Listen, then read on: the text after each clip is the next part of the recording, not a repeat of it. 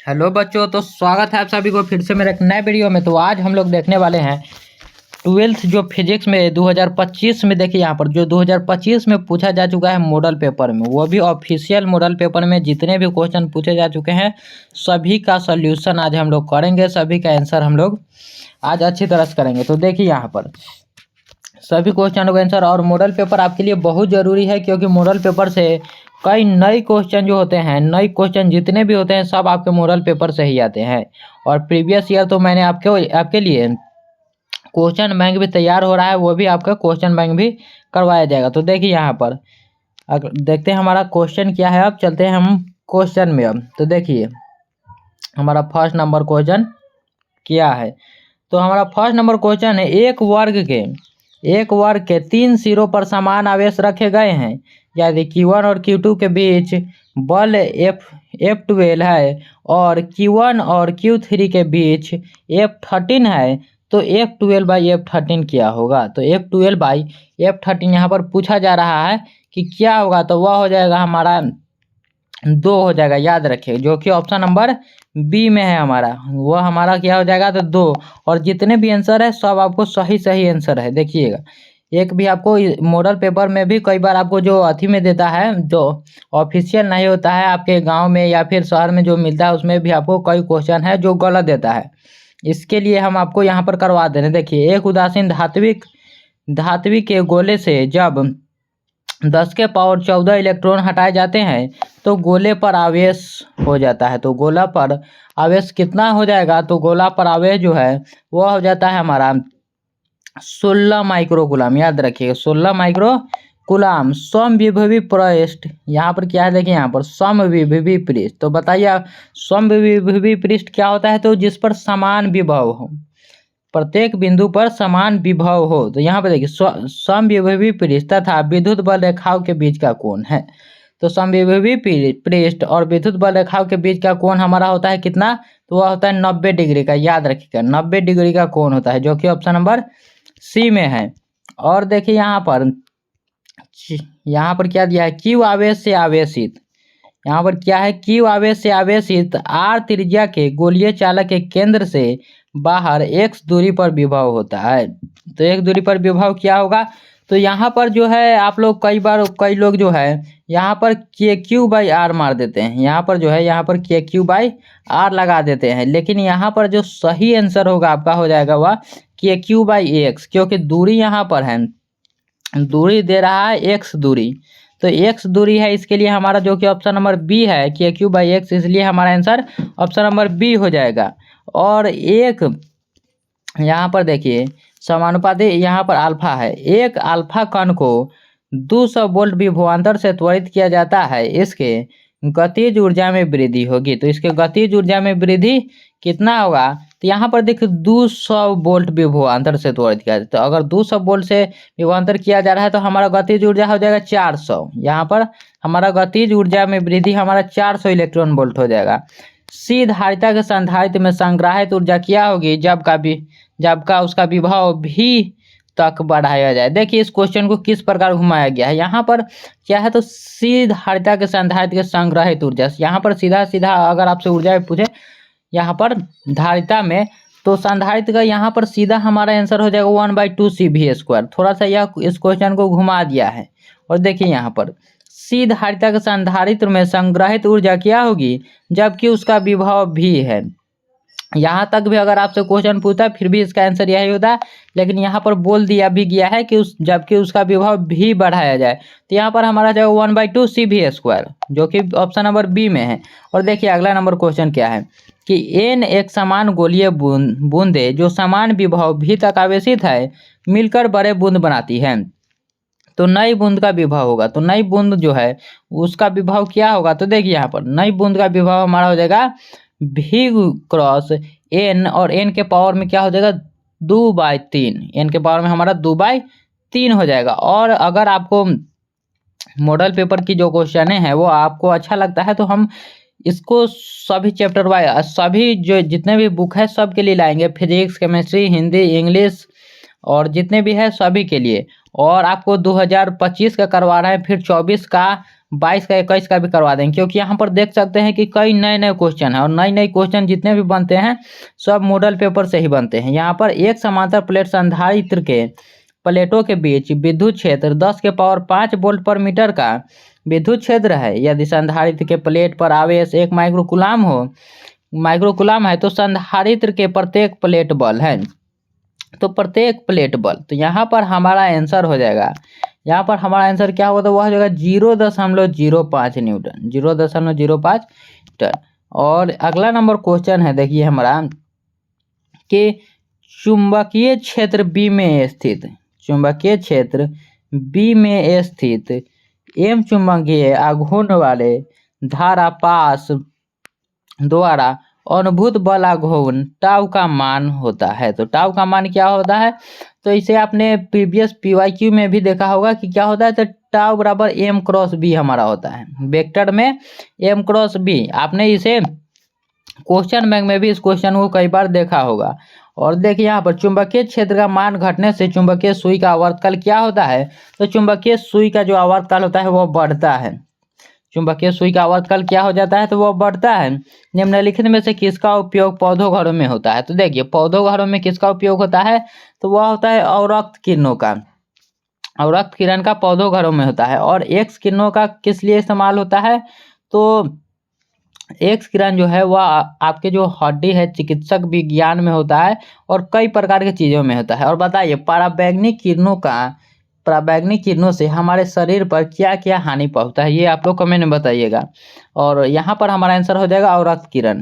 पौधों घरों में अवरक्त किरण का उपयोग किया जाता है। किसी विद्युत चुंबकीय तरंग का सदिश ई एक्स अक्ष के अनुदिश तथा एच सदिश जेड अक्ष के अनुदिश है, उस तरंग की गति की दिशा है। तो यहाँ पर देखिए इस प्रकार के क्वेश्चन को हम लोग किस प्रकार से बनाएंगे, देखिए यहाँ पर हमारा जो लास्ट का जो अल्फाबेट का लास्ट का जो 3 अंक होता है यहाँ पर, जैसे कि एक्स वाई और जेड, तो यहाँ पर देखिए इसमें से कौन कौन सा दिया हुआ है, तो एक्स यहाँ पर दिया हुआ है, एक्स यानी कि यह दिया हुआ है। और देखिए यहाँ पर जेड यहाँ पर दिया हुआ है, तो जेड को भी हटाइए और बच क्या गया हमारा, तो वाई बच गया है। तो हमारा आंसर क्या हो जाएगा, वाई हमारा आंसर हो जाएगा वाई अक्ष के अनुदिश। तो इस प्रकार के क्वेश्चन को आपको कैसे बनाना है, एक्स दिया हुआ है, जेड अक्ष दिया हुआ है और हमारे पास 3 ही अक्ष होते हैं, एक्स वाई जेड, तो हमारा क्या बचा, वाई अक्ष अनुदिश बच गया। और देखिए अगला नंबर क्वेश्चन है, बेतारी तार संचार का आविष्कार किसने किया था, तो बेतारी तार संचार का आविष्कार किया था मार्कोनी ने किया था बेतारी तार संचार का आविष्कार। और हर्ट्ज ने किस चीज़ का आविष्कार किया था, ये आप लोग कमेंट में बताइए। और देखिए यहाँ पर अगला नंबर क्वेश्चन क्या है, एक माध्यम से दूसरे माध्यम में जाने में प्रकाश की किरण मुड़ जाती है तो किरण मुड़ने को कहा जाता है। तो यहाँ पर जो है माध्यम है, यहाँ पर देखिए एक माध्यम से दूसरे माध्यम में जा रहा है, वहाँ पर सिर्फ प्रकाश मुड़ ही नहीं रहा है बल्कि एक माध्यम से दूसरे माध्यम में जा भी रहा है, इसलिए यह अपवर्तन हो जाएगा, जो कि आपने क्लास 10th में भी पढ़ा होगा। प्रकाश का अपवर्तन और परावर्तन के नियम आपने 10th में भी पढ़ा होगा। तो यहाँ पर माध्यम जो है वह एक माध्यम से दूसरे माध्यम में जाने पर किरण मुड़ रहा है, तो इसलिए हमारा अपवर्तन हो जाएगा, इसका आंसर अपवर्तन हो जाएगा। किस कारण से हवा का बुलबुला पानी में चमकता नजर आता है, तो वह नजर आता है हमारा टोटल रिफ्लेक्शन के कारण। देखिए यहाँ पर पूर्ण आंतरिक परावर्तन के कारण जो पानी में बुलबुला जो होता है वह चमकता नजर आता है, याद रखिएगा। और अगला नंबर क्वेश्चन है, एक उभयोतल लेंस के पदार्थ का पूर्णांक 1.5 है, इसकी फोकस दूरी का मान क्या होगा यदि प्रत्येक तल की वक्रता त्रिज्या 20 सेंटीमीटर हो। यदि प्रत्येक तल की वक्रता त्रिज्या अगर 20 सेंटीमीटर हो तो यहाँ पर क्या पूछ रहा है, एक उभयोतल लेंस पदार्थ का पूर्णांक 1.5 है, इसकी फोकस दूरी का मान क्या होगा। फोकस दूरी यहाँ पर पूछ रहा है कि प्रत्येक तल की वक्रता त्रिज्या 20 सेंटीमीटर हो, तो 20 सेंटीमीटर अगर हो तो यहाँ पर 20 सेंटीमीटर ही फोकस तल हो जाएगा, यहाँ पर सीधा इसका आंसर 20 सेंटीमीटर यहाँ पर हो जाएगा। और देखिए अगला नंबर क्वेश्चन को अब हम लोग देखते हैं। 17 नंबर क्वेश्चन है कि एक उत्तल लेंस ऐसे पदार्थ का बना है जिसका पूर्णांक 1.5 है, इस लेंस को यदि पानी में डाल दिया जाए तो यह किसके समान व्यवहार करेगा। किसके समान यह व्यवहार करेगा। यहाँ कह रहा है उत्तल लेंस एक पदार्थ का बना है जिसका अपर्तनांक कितना है, तो उसका 1.5 उसका अपर्तनांक है। इस लेंस को यदि पानी में डाल दिया जाए तो वह किसके समान व्यवहार करेगा, तो यह व्यवहार करेगा अभिसारी लेंस की तरह। और 3 लेंस जिसकी फोकस दूरी 20 सेंटीमीटर और -3 सेंटीमीटर और 60 सेंटीमीटर है, एक दूसरे से सटे हैं, इस संयोजन की फोकस दूरी हो जाएगा। तो इस संयोजन का फोकस दूरी वह कितना होगा, तो इसका फोकस दूरी हमारा हो जाएगा 30 सेंटीमीटर। कितना होगा, तो यहाँ पर हो जाएगा हमारा 30 सेंटीमीटर। और देखिए अगला नंबर क्वेश्चन, यदि किसी दूरदर्शक के अभिदृश्य एवं नेत्रिका की फोकस दूरियां क्रमशः 20 सेंटीमीटर और 2 सेंटीमीटर हो तो इस दूरदर्शक की आवर्धन क्षमता होगी। तो इस दूरदर्शक की आवर्धन क्षमता कितना होगा, यहाँ पर 20 सेंटीमीटर और 2 सेंटीमीटर है, तो दूरदर्शक की क्या हो जाएगा, तो यहाँ पर हो जाएगा हमारा 10। याद रखिएगा आवर्धन क्षमता कितना हो जाएगा, तो वह 10 हमारा हो जाएगा। और देखिए निकट दृष्टि दोष वाली आंखें साफ साफ देख सकती है। तो निकट दृष्टि दोष वाली आंखें क्या देख सकती है, तो वह निकट की वस्तुओं को देख सकती है।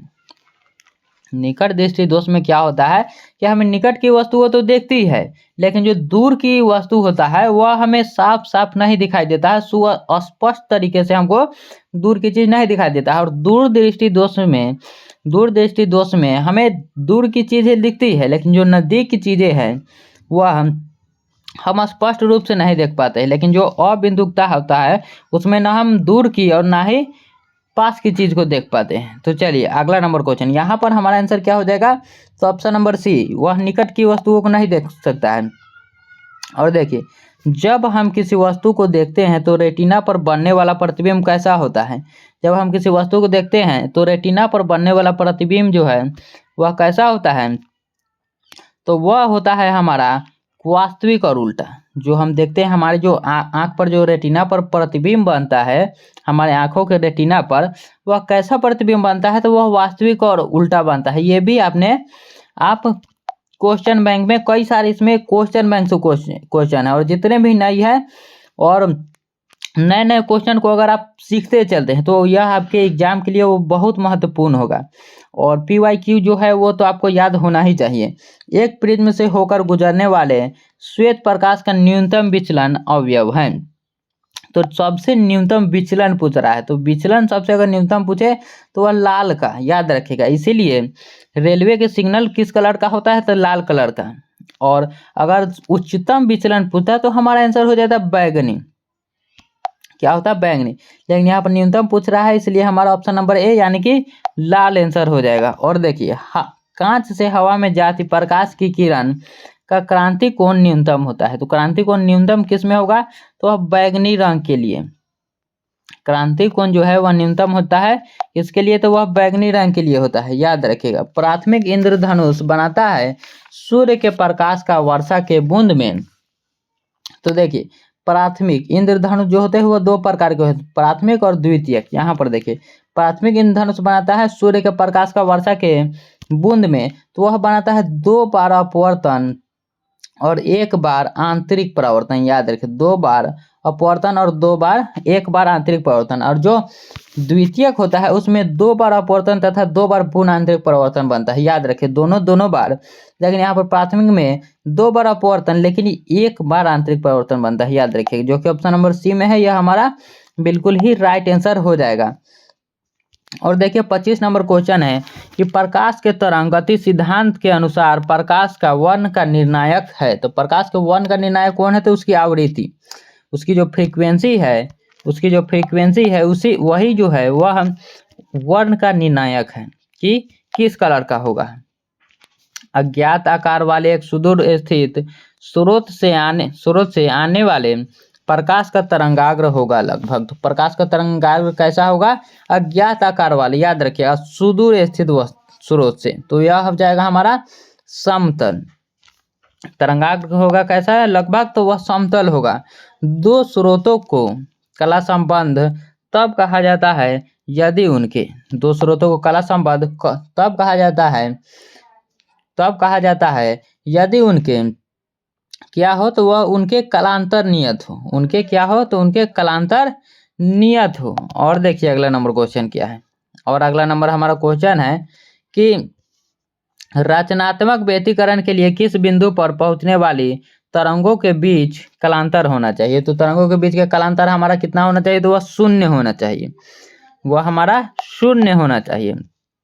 और फ्रिंज की चौड़ाई दूरी है, तो फ्रिंज की चौड़ाई की दूरी क्या होता है, तो केवल दो काली फ्रिंजों के बीच, केवल दो चमकीली फ्रिंजों के बीच, किन्हीं दो क्रमवर्ती काली या चमकीली फ्रिंजों के बीच, या फिर इनमें से कोई नहीं। तो यहाँ पर देखिए जब फ्रिंज की जो चौड़ाई होती है, दूरी है, वह किन्हीं दो क्रमवती काली या चमकीली फ्रिंजों के बीच होती है, दो किन्हीं दो क्रमवती काली या चमकीली फ्रिंजों के बीच होती है।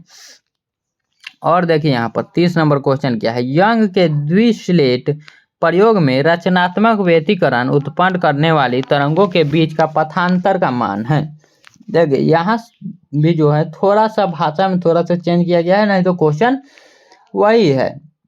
तो यहाँ पर हमारा आंसर हो जाएगा क्या, तो यहाँ पर हमारा आंसर हो जाएगा 2n+1 lambda by 2, 2n+1 lambda by 2, जो कि हमारे ऑप्शन नंबर डी में है। देखिए यहाँ पर जो कि हमारे ऑप्शन नंबर डी में है। और यहाँ पर क्या है, फ्रेंजनेल दूरी जेब का मान होता है जहाँ ए प्रकाश किरण की चौड़ाई और लेमडा प्रकाश का तरंग दैर्ध्य है। तो प्रकाश का तरंग दैर्ध्य क्या है, तो लेमडा है।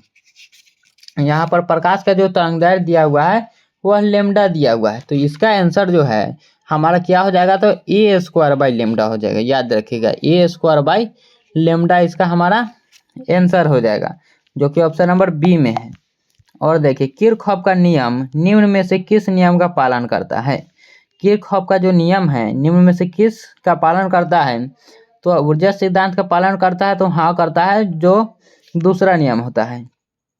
और देखिए यहाँ पर, और यहाँ पर दिया हुआ है, और दिया हुआ है देखिए आवेश संरक्षण का सिद्धांत, तो इसको भी पालन करता है, लेकिन संवेग को और द्रव्यमान को, इन दोनों को नहीं करता है। तो यहाँ पर जो थोड़ा सा उनसे मिसटाइप हो गया है। देखिए यहाँ पर क्या हुआ है, किरचॉफ पॉइंट रूल, यहाँ पर जो है यहाँ पर लिखने में उनको छूट गया है। पॉइंट रूल यानी कि बिंदु रूल, बिंदु नियम जो है, किरचॉफ का जो बिंदु नियम है वह किस नियम का पालन करता है, तो जो बिंदु नियम है वह आवेश संरक्षण सिद्धांत का नियम का पालन करता है। याद रखिए आवेश संरक्षण, जो कि हिंदी में यहाँ पर नहीं दिया हुआ है बिंदु नियम, तो थोड़ा सा उनसे मिस्टेक हो गया है।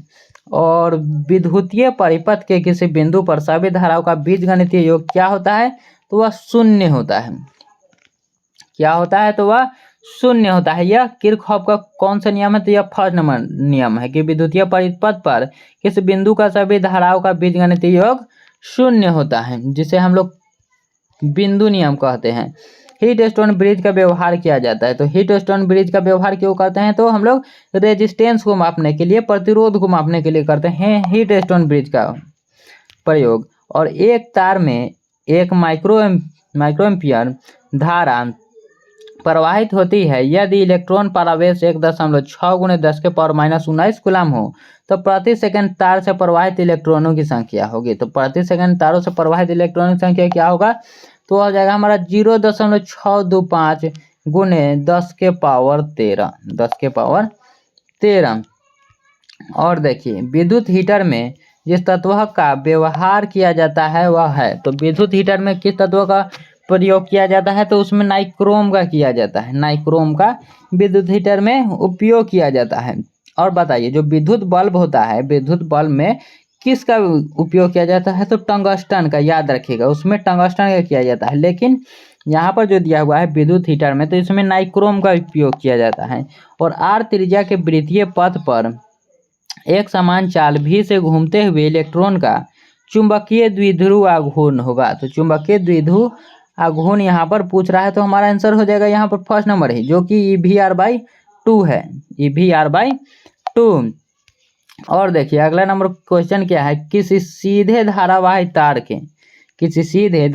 तार के ऊर्ध्वाधर रखा गया जिसमें अस्थायी विद्युत धारा ऊपर की ओर क्षैतिज प्रक्षेपित इलेक्ट्रॉनों विक्षेपित होगा। तो क्षैतिज इलेक्ट्रॉन जो है वह विक्षेपित होगा तो वह किस ओर होगा, तो वह होगा हमारा ऊपर की ओर, ऊपर की ओर। और 1 वोल्ट मीटर को ए मीटर में बदला जा सकता है।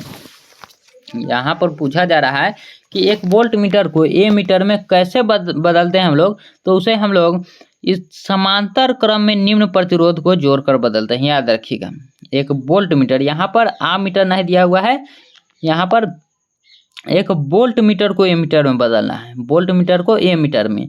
तो इसको हम लोग समांतर क्रम में निम्न प्रतिरोध को जोड़कर करेंगे। और यही अगर ए मीटर को अगर जोड़ना होता, बनाना होता, तो उसमें हम लोग क्या करते हैं, तो श्रेणी क्रम में उच्च प्रतिरोध को जोड़कर हम लोग करते हैं। लेकिन यहाँ पर पूछ रहा है कि 1 वोल्ट मीटर को ए मीटर में बदला जाता है, तो इसके समांतर क्रम में निम्न प्रतिरोध को जोड़ करके। और देखिए, जब एक चुंबकीय क्षेत्र में धातु का गोला गतिमान कराया जाता है, तब यह गर्म हो जाता है। क्योंकि यह गर्म क्यों होता है, क्योंकि इसमें जो है भंवर धारा उत्पन्न होता है। याद रखिएगा, यहाँ पर ऑप्शन में कहाँ है, हाँ देखिए यहाँ पर ऑप्शन में है, ऑप्शन जो सी है उसमें भंवर धारा जो है वह उत्पन्न होता है, इसीलिए वह गर्म हो जाता है तार। किसी धारावाही प्रेरित से संबंध चुंबकीय ऊर्जा तथा प्रवाहित धारा I के समानुपातिकता में संबंध होता है। तो इसमें क्या संबंध है, तो U जो होगा, U जो है वह I स्क्वायर के प्रोपोर्शनल होता है।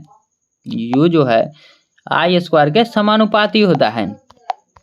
और देखिए, एक कुंडली का स्वप्रेरण गुणांक 5 मिली हेनरी है। यदि इस कुंडली से 2 एम्पियर की धारा बढ़ाई जाए तो इस कुंडली से संबंध चुंबकीय फ्लक्स होगा। तो इस कुंडली से संबंध चुंबकीय फ्लक्स जो है वह हो जाएगा 0.01 वेबर, 0.01 वेबर। प्रतिवर्ती धारा के मूल माध्यमान वर्गमान और शिखर मान का अनुपात है। तो शिखर मान का अनुपात क्या हो जाएगा, तो वह हो जाएगा हमारा, याद रखिए, 1/√2, 1/√2। क्योंकि हम लोग यहाँ पर अगर जो 1 है, यहाँ पर 1 अगर हम लोग उसको उल्टा करते हैं तो वह भी हमारा वही है, 1/√2 अनुपात अगर पूछ रहा है तो यहाँ पर देखिए कहाँ पे आंसर है हमारा, तो यहाँ पर ऑप्शन नंबर बी में हमारा आंसर दिया हुआ है। देखिए यहाँ पर 1/√2।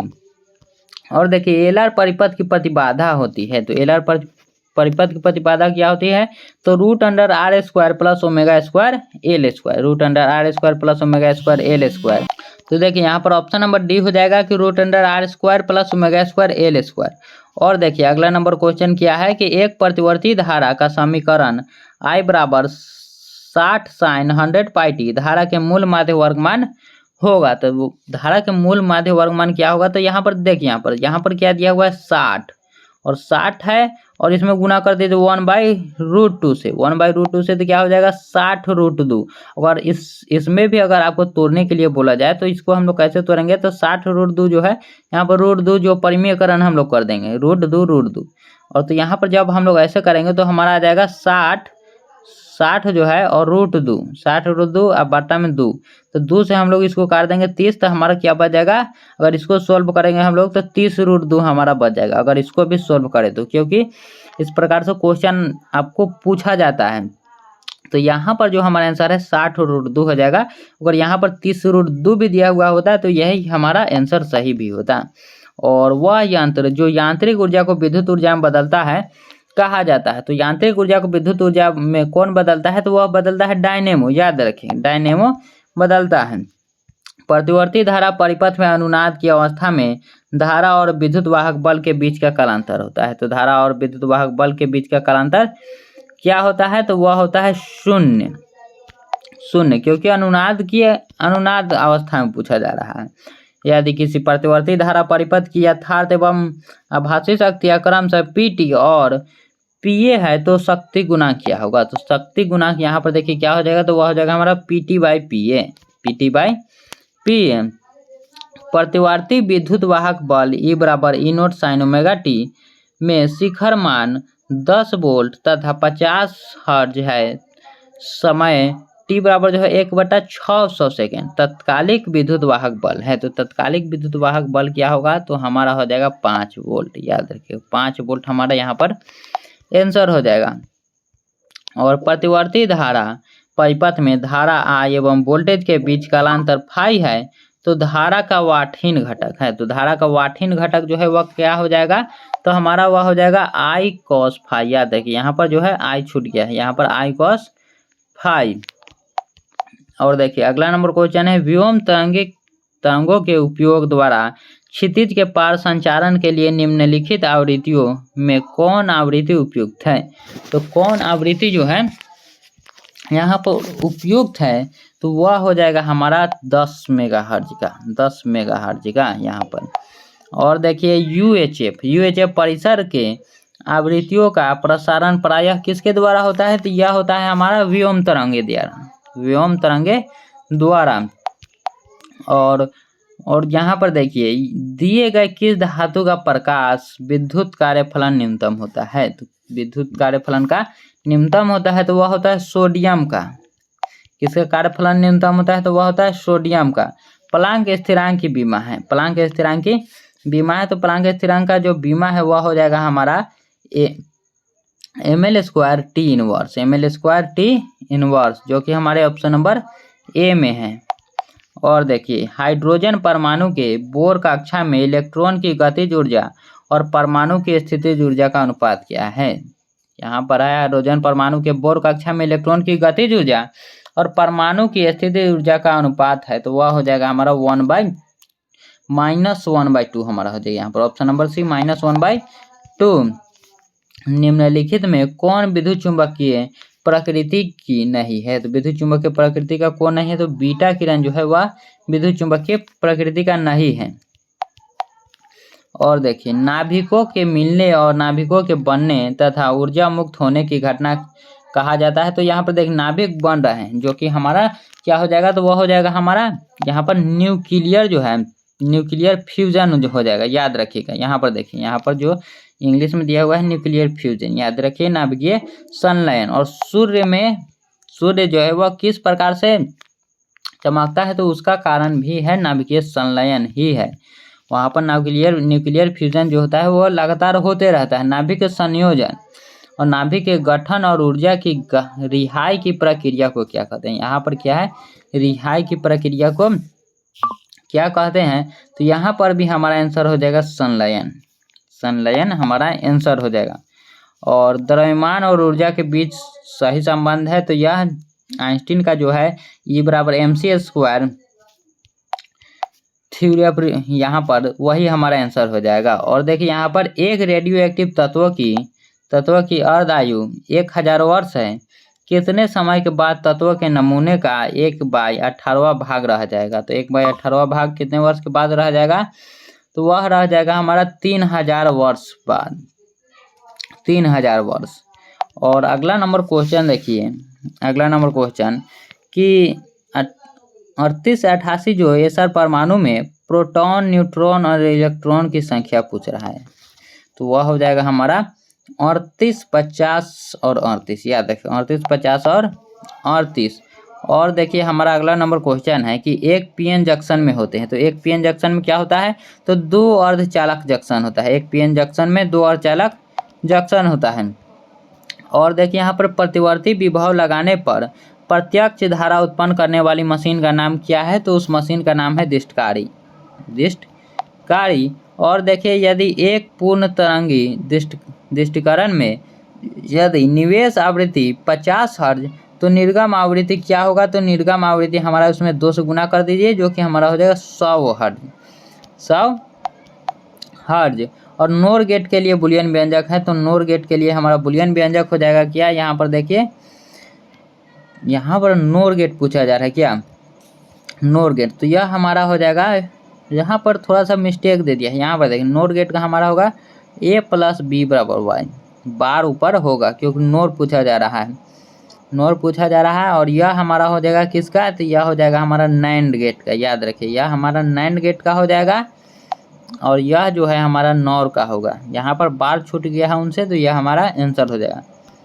और देखिए अगला नंबर क्वेश्चन क्या है, द्विधारी संख्या 0110 और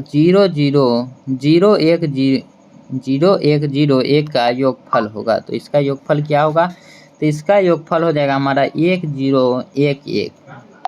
और अगला नंबर क्वेश्चन, चुंबकीय क्षेत्र बी और चुंबकन एम के बीच संबंध है, तो वह कौन सा संबंध है? तो हमारा हो जाएगा mu naught H minus m mu naught. और यहाँ पर देखिए वेक्टर H माइनस एम हमारा हो जाएगा। और अगला नंबर क्वेश्चन है चुंबकीय नमन का मान शून्य होता है। तो चुंबकीय नमन कोण का मान शून्य कहाँ होता है? तो वह होता है ध्रुव पर। ध्रुव पर क्या होता है? तो वह शून्य होता है। और देखिए यहाँ पर क्या है क्वेश्चन 69 नंबर। देखिए एक समान चुंबकीय क्षेत्र बी में द्विध्रुव आघूर्ण एम के अस्थायी संतुलन में स्थितिज ऊर्जा का मान है। तो स्थितिज ऊर्जा का मान क्या होगा? तो वह हो जाएगा हमारा एम बी। और विद्युत चुंबकीय तरंग के संचरण की दिशा होती है। तो विद्युत चुंबकीय तरंग के संचरण की दिशा कैसी होती है? तो वेक्टर ई क्रॉस बी के समानांतर, वेक्टर ई क्रॉस बी के। यहाँ पर देखिए विद्युत जो कि हम लोग इसको ई से सूचित करते हैं और चुंबकीय जिसे हम लोग बी से सूचित करते हैं। इस प्रकार भी आप चाहें तो इसे याद कर सकते हैं। तो इसका हमारा आंसर हो जाएगा वेक्टर ई क्रॉस बी के समानांतर।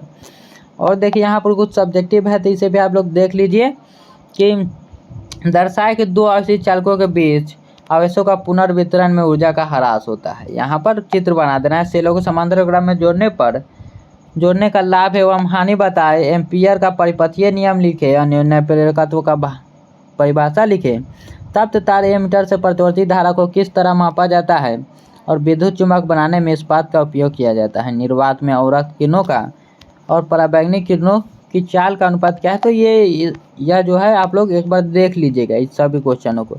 और चलिए इस वीडियो को अब हम लोग समाप्त करते हैं। हमारा जो फर्स्ट था यानी कि फिजिक्स था, फिजिक्स का हम लोग जो है वह 2025 का जो है मॉडल पेपर हम लोग ख़त्म कर चुके हैं, वो भी ऑफिशियल मॉडल पेपर।